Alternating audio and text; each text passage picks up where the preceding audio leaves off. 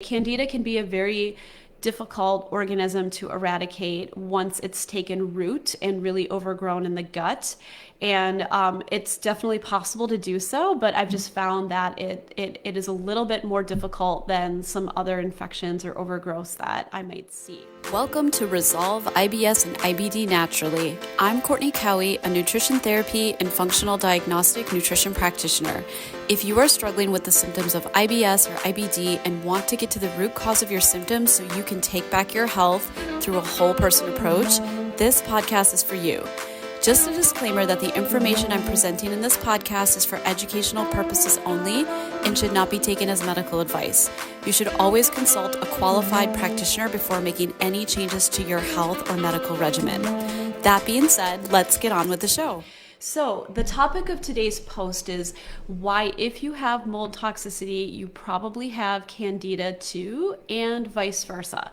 And this is such an important one because of all of the ride-along pathogens or infections I see in my mold sick people, I would say candida is hands down the most common one. And candida, just in case this is an unfamiliar term to you, is a pathogenic yeast that can overgrow in the microbiome in the gut.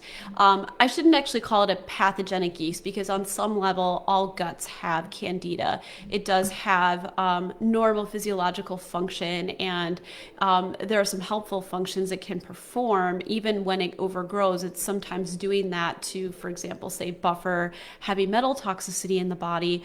But like anything, we don't want too much of it. And it's very, very common to see that. It's actually something that I test for as a baseline test right out of the gate with all of my clients, no matter what program they're going into with me, because it's so common in the population, even outside of the mold sick population that I work with. It's just very, very common.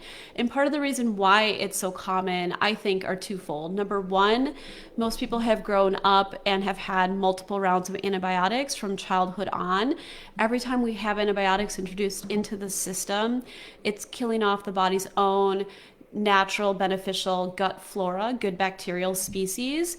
And that leaves the space open for yeast, of all things, to take root and overgrow. And that tends to be what's most common in cases of bacterial depletion. Even in functional medicine, it's something that I really try to buffer for. If I'm going to give somebody an herbal broad spectrum antimicrobial, I'll usually work with some sort of candida support at the same time, just to be absolutely sure we're not creating that opportunity for candida to take off like wildfire in the gut. We don't want that. And also, kind of along with that, depending on, there are doctors out there that have gotten more savvy about this whole topic, and they will often recommend a probiotic offset from an antibiotic if they prescribe an antibiotic. However, this was definitely not common practice when I was growing up and going to the doctor as a child or a teenager anytime I had an infection. And I'd wager to say that this is still not common practice. So you're fortunate if you do get a doctor that happens to recommend that if you've been in that situation before. But because of this, it's so common that a lot of people have had some amount of bacterial depletion due to antibiotic use over time. And that can lay the stage for candida overgrowth. And then the other part of this equation is, of course, diet. And diet, of course, meaning that the more processed foods, the more, I guess you could say, carbohydrate rich or starchy the diet is, the more likely it is to break down into simple sugars or sugars in general, and that will tend to feed specifically candida. It will also cause bacterial imbalances as well, but candida is above and beyond bacteria, even more so, a sugar-loving microbe. And so whenever I'm dealing with this type of infection as part of the picture I'm seeing in a client, I always tell them that they might be able to take a little leeway with their diet when we're dealing with a bacterial overgrowth phase of eradication. But when we get to the candida phase of eradication, we typically have to be much more diligent, especially about carbohydrates we're ingesting or consuming, because we want to be careful not to continue to provide fuel to the candida as we are eradicating it. So needless to say, candida can be a very difficult organism to eradicate once it's taken root and really overgrown in the gut.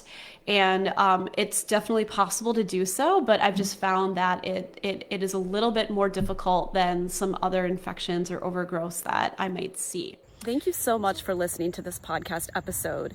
Can I ask you a favor? Would you be willing to hit pause, give this podcast a quick rating, hopefully it's a 5-star, and even leave a comment or question that I'd be happy to respond to? This really helps to beat the podcast algorithm so that this free content can reach more people struggling with gut health issues like you. I appreciate your feedback and willingness to support this podcast. Now back to the show.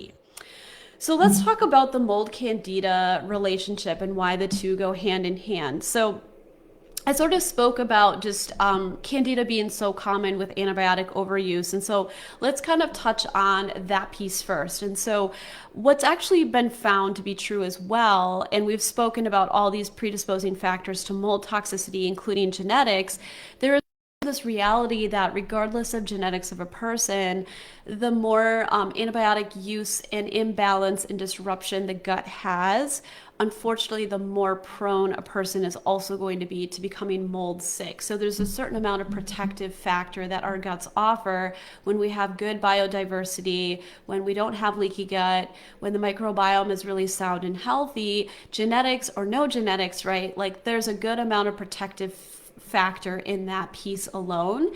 And so just like antibiotic use can set the stage for candida overgrowth, it can equally set the stage for becoming very sick if you happen to live or work in a water damaged building that has mold, right? So there is that common ground first and foremost.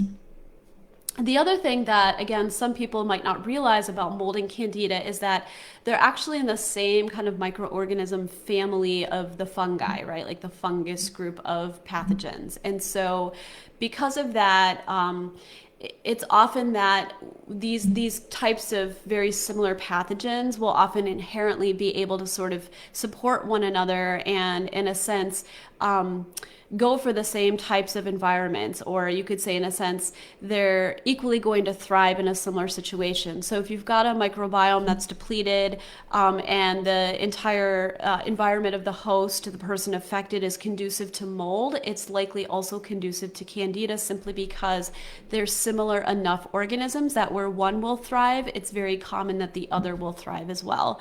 And this is interesting because when we look at just dietary approaches to support eradication of mold and candida, again, not going too deep into this, but as a practitioner, I also have to caution people around foods that are sometimes either fermented or are part of the even the good fungi spectrum, like mushrooms, for example, can often be a problem or cause co-reactivity or sensitivity in someone who's got mold and candida overgrowth because their body's already dealing with this high fungal load, and you're bringing this, you know, although it's a healthy food in certain cases, right, for certain right individuals, it can cause problems because of the cross correlation it's in the fungi group with those mold and candida sick people.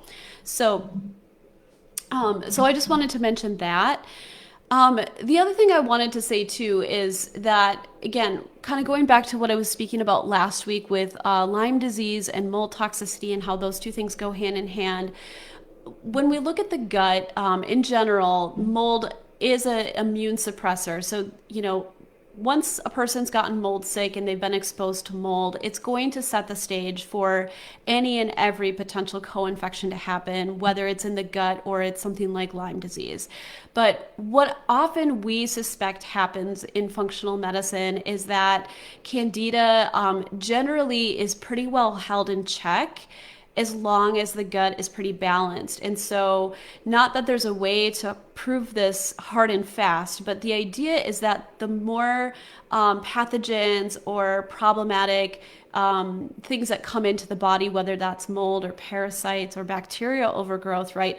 Like the more those bad guys start to take up residence and take a foothold and really impact the function of the gut and the microbiome and the immune system, the more that again favors the growth of candida that might have been held in check to kind of overgrow and flourish. And so what I'm saying is that in a sense, it seems like candida can be sometimes one of those last pathogenic organisms to sort of take off after the stage has been set, simply because the host, the person, becomes compromised enough that the immune system loses its ability to hold the growth of candida in check like it would have previously.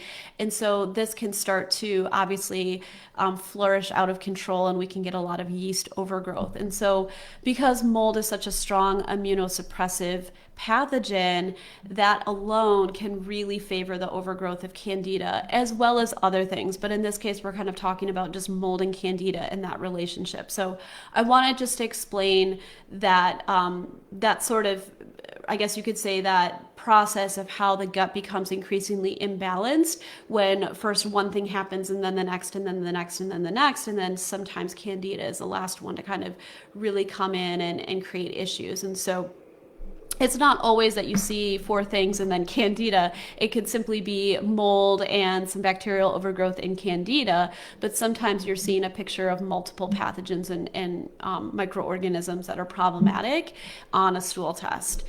And then, I guess I sort of touched on this, but the last thing I was really just going to mention about this whole mold candida relationship is, again, the fact that both thrive off of sugar and carbohydrates, and specifically starchy carbohydrates, because they are likely to break down into sugar in the body. And I mean, really all carbohydrates are, but because of that, I guess you could say that being a really easy fuel source for both mold and candida, and it's very common in most people's diets, even healthy forms of sugar like honey or molasses or maple syrup, right? Or, too much fruit, for example, because there's fructose in fruit, can still, at the end of the day, break down into simple sugars that are going to feed a candida and mold issue. And so again, just know that it's very rare when I actually look at a client's food journal and see that they're not eating anything sweet whatsoever. I mean, that's a very, very rare day in my world. Most of us have some propensity to eat sweet foods, whether that's fruit or that's, even healthy sugars like honey or maple syrup. And so again, depending on what's going on with that particular client, if they are impacted with either mold or candida, from a dietary standpoint, they might be doing a lot of things right and even eating whole foods and even eating healthy forms of sweeteners like honey or maple syrup. But if they've got candida, that's going to continue to further the problem, and that becomes a situation where we have to actually get a little bit more diligent and specific with our dietary approach to try to eradicate the candida. So, did you find this episode informative and helpful? I'd love to have you leave me a 5-star rating. Do you have questions about holistic approaches to optimizing gut health that you'd like to ask? Please leave your question or comment below, and I will be sure to address it personally or cover it in a future episode. Be sure to check the show notes for any resources mentioned in today's episode. See you next time.